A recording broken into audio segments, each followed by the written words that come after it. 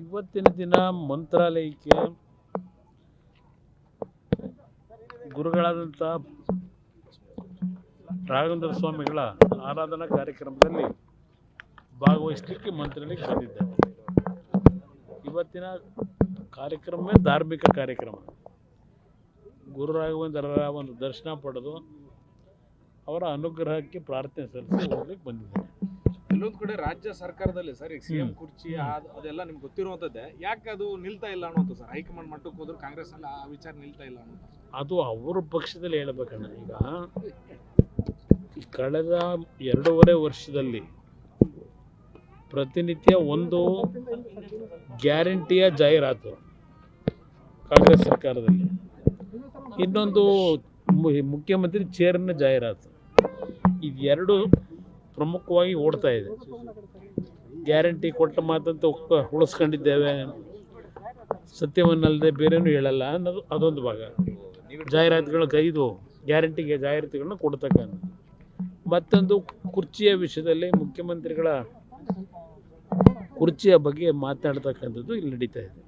ರಾಜ್ಯದ ಅಭಿವೃದ್ಧಿ ಬಗ್ಗೆ, ರೈತರು ಬೆಳೆದಂಥ ಬೆಳೆಗೆ ಯಾವ ರೀತಿ ಬೆಲೆ ದೊರಕಿದೆ, ಮಾರಾಟ ಮಾಡಲಿಕ್ಕಾಗಿದೆಯಾ, ಖರೀದಿ ಕೇಂದ್ರ ಮಾಡಿದ್ದಾರಾ, ಇದು ಯಾವುದು ಅವರಿಗೆ ಆ ಕಡೆ ಗಮನ ಇಲ್ಲ. ಅಭಿವೃದ್ಧಿಗಳಿರಲಿ, ಇದು ಎಲ್ಲ ಇವತ್ತು ಸಂಪೂರ್ಣವಾಗಿ ಸ್ಥಗಿತ ಆಗಿರ್ತಕ್ಕಂಥದ್ದು. ಮೆಕ್ಕೆಜೋಳದಂತೂ ಅವರು ಇಡೀ ರಾಜ್ಯದಲ್ಲೇ ಖರೀದಿ ಮಾಡಲಿಲ್ಲ, ಎರಡೂ ಇಲ್ಲ. ಅದರಿಂದ ಇಲ್ಲಿ ಗ್ಯಾರಂಟಿಯ ಒಂದು ಪ್ರಾಧಾನ್ಯತೆ ಪ್ಲಸ್ ಇನ್ನೊಂದು ಚೇರಿನ ಪ್ರಾಧಾನ್ಯತೆ, ಇವೆರಡೇ ಈ ರಾಜ್ಯ ಸರ್ಕಾರದಲ್ಲಿ ನಡೀತಾ ಇರೋದು. ಆ ಪಕ್ಷದ ಒಂದು ರಾಷ್ಟ್ರೀಯ ಪಕ್ಷವಾಗಿ ಇತಿಹಾಸ ಇರ್ತಕ್ಕಂಥ ಪಕ್ಷ ಅಂತಾರೆ. 130 ವರ್ಷ 136 ವರ್ಷ ಏನೋ ಆಗಿದೆ ಅಂತ ಹೇಳ್ತಾರೆ. ಇವತ್ತು ಅವ್ರು ನಡ್ಕೊಳ್ತಕ್ಕಂಥ ರೀತಿ ಕಳೆದ 2.5 ವರ್ಷದಲ್ಲಿ ಹೈಕಮಾಂಡ್ಗೆ ಅವರಿಗೆ ಅದೇನೋ SIR ಅನ್ನೋದು ಬಿಟ್ಟರೆ ಬೇರೆ ಏನೂ ಇಲ್ಲ. ಈಗ ಅದು ಯಾವುದೋ ಚೈನಾ ಬಾರ್ಡ್ರ್ ವಿಷಯದ್ದು ಇಟ್ಕೊಂಡು ಕೂತಿದ್ದಾರೆ. ನೆನ್ನೆ ಬನ್ನಿ ಬಿಚ್ಕೊಂಡು ಓಡಾಡಿದ್ದಾರೆ. ಅಲ್ಲಿ ಅವರಿಗೆ ಆ ಕಡೆ ಜ್ಞಾನ. ಅದರಿಂದ ಹೈಕಮಾಂಡ್ ಅಂತಕ್ಕಂಥದ್ದು ಇವತ್ತು ಕಾಂಗ್ರೆಸ್ ಪಕ್ಷದಲ್ಲಿ ಅದೇನಾದ್ರು ICU ಇದೆಯೋ ಎಲ್ಲಿದೆಯೋ ಗೊತ್ತಿಲ್ಲ. ಅದು ಹೈಕಮಾಂಡ್ ಅಂತಕ್ಕಂಥದ್ದು ಇದೆಯೋ ಇಲ್ಲವೋ ಗೊತ್ತಿಲ್ಲ. ರಾಜ್ಯ ಇದರಿಂದ ನಷ್ಟಕ್ಕೊಳಗಾಗಿದೆ. ರಾಜ್ಯದಲ್ಲಿ ಅಭಿವೃದ್ಧಿಗಳು ಸಂಪೂರ್ಣವಾಗಿ ಕುಂಠಿತ ಆಗಿರ್ತಕ್ಕಂಥದ್ದು ನಾವು ಕಾಣ್ತಾ ಇದ್ದೇವೆ. ಯಾವುದು ಸಿದ್ದರಾಮಯ್ಯ ಹೇಳ್ತಾರೆ, ಒಕ್ಕಲಿಗರನ್ನ ಎಲೆಕ್ಷನ್ ಬಂದಾಗ ವೋಟ್ ಬ್ಯಾಂಕ್ ಮಾಡ್ಕೊಳ್ತಾರೆ ಕುಮಾರಸ್ವಾಮಿ ಕುಟುಂಬಸ್ಥರು. ಅವ್ರು ಯಾರನ್ನ ಇಟ್ಕೋತಾರೆ? ಅವ್ರು ಕುರ್ಚಿ ಉಳಿಸ್ಕೊಳ್ಳೋಕೆ ಯಾವ್ಯಾವ ಹೆಸರು ಹೇಳ್ತಾವ್ರೀಗ. ನಾವು ಕುರ್ಚಿ ಉಳಿಸ್ಕೊಳ್ಳೋದಕ್ಕೆ ಇವ್ರು ತೆಗಿಯಕ್ಕೆ ಹೋದಾಗ ನಾನೇನಾದ್ರು ಒಕ್ಕಲಿಗರ ಜನ ದಂಗೆ ಹೇಳಿ ಅಂತ ಹೇಳಿದ್ನ? ಎಂದೂ ಸಹ ನಾನು ಸಮಾಜದ ಹೆಸರಿನಲ್ಲಿ ರಕ್ಷಣೆ ಕೇಳಲಿಲ್ಲ, ಜಾತಿ ಹೆಸರಿನಲ್ಲಿ. ಈಗ ಇವತ್ತೇನು ಹೇಳ್ಕೊಂಡಿದ್ದಾರೆ ಅವ್ರ ಮೊನ್ನೆ, ನಾನು ಕುರುಬ ಸಮಾಜದಲ್ಲಿ ಕುರಿ ಕಾಯ್ತಾ ಇದ್ದನು, ನನ್ನ ಬೆಳವಣಿಗೆಯನ್ನು ಸಹಿಸಲಾರದೆ ಹೊಟ್ಟೆ ಕಿತ್ತಿಂದ ಇದೆಲ್ಲ ಮಾಡ್ತಾರೆ ಅಂತ ಹೇಳಿ. ಇದೇ ಕುರಿ ಕಾಯನ್ನೇ ತಾನೇ ಜನತಾದಳದಲ್ಲಿ 2 ಬಾರಿ ಉಪಮುಖ್ಯಮಂತ್ರಿ ಮಾಡಿದ್ದು, ಫೈನಾನ್ಸ್ ಮಿನಿಸ್ಟ್ರು ಮಾಡಿದ್ದು. ದೇವೇಗೌಡರು ಗುರುಸ್ತಾ ಹೋಗಿದ್ರೆ ಯಾರು ಕೇಳ್ತಿದ್ದಾರೋ? ಹೇಳ್ತಿದ್ದಾರೆ ಯಾರು ಇವ್ರನ್ನ?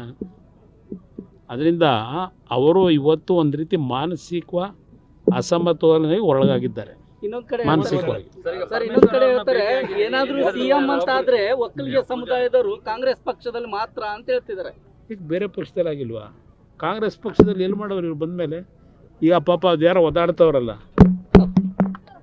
ಅವ್ರಿಗೂ ಈ ಮಲ್ಲಿಕಾರ್ಜುನ್ ಖರ್ಗೆ ಅವರು ಪರಮೇಶ್ವರ ಸ್ಥಿತಿ ಆಗತ್ತಂತೀರಾ ಸರ್? ಆಗಿದ್ರೆ ಅದೇನು ಸಂಶಯ ಇದೆಯಾ? ಈಗ ಅವ್ರು ಯಾಕೆ ಹೇಳ್ತಾ ಇದ್ದಾರೆ, ನಾನು ರಣಏಡಿ ಅಲ್ಲ, ನಾನು ಎಲ್ಲದಕ್ಕೂ ಸಿದ್ಧವಾಗಿದ್ದೇನೆ, ಹೋರಾಟ ಮಾಡ್ತೀನಿ, ಸಾಯೋವರೆಗೂ ಇರ್ತೀನಿ ಅಂತ ಈಗ ಹೇಳೋರಲ್ಲ. ಅವ್ರು ಹೇಳಿರೋದು ಯಾತಕ್ಕೆ? ಯಾರೋ ಪಾಪ ಓಡಾಡ್ತಾರಲ್ಲ, ಮುಖ್ಯಮಂತ್ರಿ ಆಗಬೇಕು ಅಂತೇಳಿ ಸ್ವಲ್ಪ ಕೂತ್ಕೊಂಡು ಮನೆ ಒಳಗೆ ಅಂತ ತಾನೇ ಹೇಳ್ತಾ ಇರೋದು ಅವರು. ಅದರ ಅರ್ಥ ಕೊಡೋದಾಗಿದ್ದರೆ ಯಾವತ್ತೂ ಕೊಡಬೇಕಾಗಿತ್ತಲ್ವ? ಅವ್ರು ನೋಡಿದ್ರೆ ಕೊಟ್ಟ ಮಾತನ್ನ ನಡ್ಕೊಳ್ಳಿಲ್ಲ ಅಂತಾರೆ. ಇಲ್ಲಿ ಅವರವರಲ್ಲಿ ನಡೀತಾ ಇದೆಯಲ್ಲ. ಇವ್ರು ಯಾರು ವಕೀಲರನ್ನು ಮಾಡಿದರು? ಮುಖ್ಯಮಂತ್ರಿ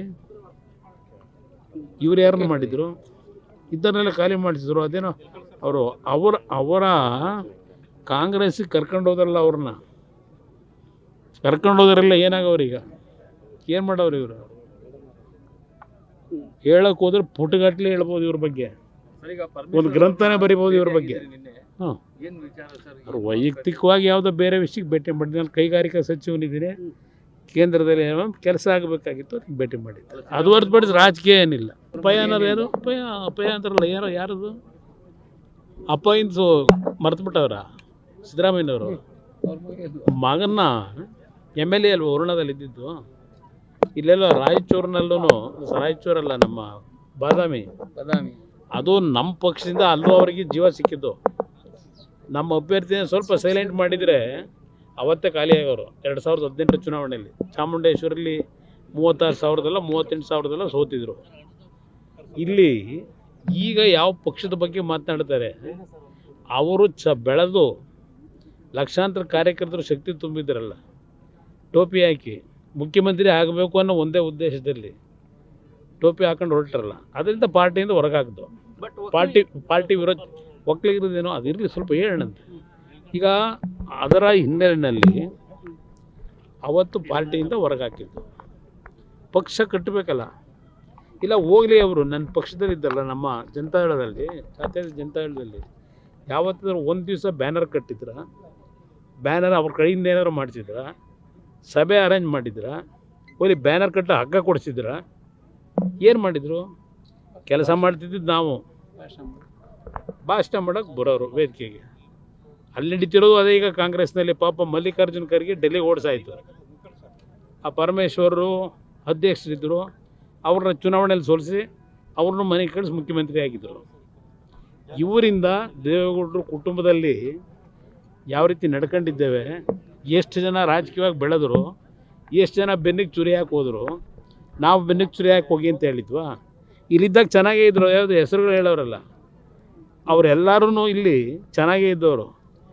ಯಾವಾಗ ದೇವೇಗೌಡರು ಬೆನ್ನಿಗೆ ಚೂರಿ ಹಾಕಿ ಕೊಟ್ಟರು ಮನೆಗೆ ಹೋದರು. ಅದಕ್ಕೆ ನಾವೇನು ಮಾಡೋಕ್ಕಾಯ್ತದೆ? ಜ್ಞಾನೋದಯ ಆಯಿತಾ? ಈಗ ಜ್ಞಾನೋದಯ ಆಗಿದೆಯಾ? ಅವತ್ತೊಂದು ಸಲ ಫೋನ್ನಲ್ಲಿ ಅಪ್ಪಯ್ಯ ನಾನು ಹೇಳಿದ್ದಾರೆ ವರ್ಗಾವಣೆ, ಇನ್ನೊಂದು ಯಾವುದದು ನಾನು ಹೇಳಿದ್ದೆ ಯಾರು ಅಂತ ಹೇಳ್ತಿರಲ್ಲ, ಅಪಯ ಅಂತ ಹೇಳಿ ಆಗಾಯ್ತಿರ್ಲಿಲ್ವಂತ. ಈಗ ಅವ್ರಿಗೆ ಕಣ್ಣಿಗೆ ಕಾಣ್ತಾ ಇದೆಯಾ ಇವೆಲ್ಲ? ಇದು ಪ್ರತಿದಿನ ನಡೀತಾ ಇದೆ ದಂಧೆ, ಇವರ ನಾಯಕತ್ವದಲ್ಲೇ ನಡೀತಾ ಇದೆ. ಇನ್ನೊಂದು ದಲಿತ CM ಏನಾದರೂ ಆದರೆ ಅದು ಕಾಂಗ್ರೆಸ್ ಪಕ್ಷದಲ್ಲಂತೆ, ಬೇರೆ ಪಕ್ಷದಲ್ಲಿ ಅವಕಾಶ. ದಲಿತರ ಆಗ್ತಕ್ಕಂಥದ್ದನ್ನು ತಪ್ಪಿಸಿರದೆ ಇವರು. ಮಲ್ಲಿಕಾರ್ಜುನ ಖರ್ಗೆ ಯಾವತ್ತೂ ಆಗಬೇಕಾಗಿತ್ತು, ಪರಮೇಶ್ವರಿ ಯಾವತ್ತೂ ಆಗಬೇಕಾಗಿತ್ತು. ಅವ್ರನ್ನ ಅಲ್ಲಿಂದ ಖಾಲಿ ಮಾಡಿಸಿ ಒಳಗಡೆ ಉತ್ತೊಳಗೆ ಹೋಗಿ ಸೇರ್ಕೊಂಡಿರೋದು ಇವರು. ಮಾಡೋದಾಗಿದ್ರೆ ಯಾವತ್ತಾಗೋದು. ಈಗೆಲ್ಲ ಆಯ್ತದ ಪಾಪ ಖರ್ಗೆ ಅವ್ರಿಗೆ ಆಗಕ್ಕಾಯ್ತದ? ಆಗ ಅಂತಾನೆ ಕಳಿಸಿ ಡೆಲ್ಲಿ ಕಳಿಸ್ಬಿಟ್ರು. ಈಗ ದಲಿತರನ್ನ ಮಾಡ್ತಾರೆ. ಯಾಕೆ ಇಷ್ಟು ವರ್ಷದಿಂದ ಮಾಡಿಲ್ಲ? 75 ವರ್ಷದಲ್ಲಿ ಯಾಕೆ ಆಗಿಲ್ಲ? 75 ವರ್ಷ ಆಯ್ತಲ್ಲ, ಯಾಕೆ ಮಾಡಲಿಲ್ಲ? ಇನ್ನು ಕಾಂಗ್ರೆಸ್ಸಲ್ಲಿ ಇಲ್ಲಿ ಕರ್ನಾಟಕದಲ್ಲಿ ಮಾಡೋಕ್ಕೆ ಅವಕಾಶಗಳಿರಲಿಲ್ವ? ನ್ಯೂಸ್ ಫಸ್ಟ್, ನಿರ್ಭೀತಿಯಿಂದ ನಿಮ್ಮ ಪರವಾಗಿ.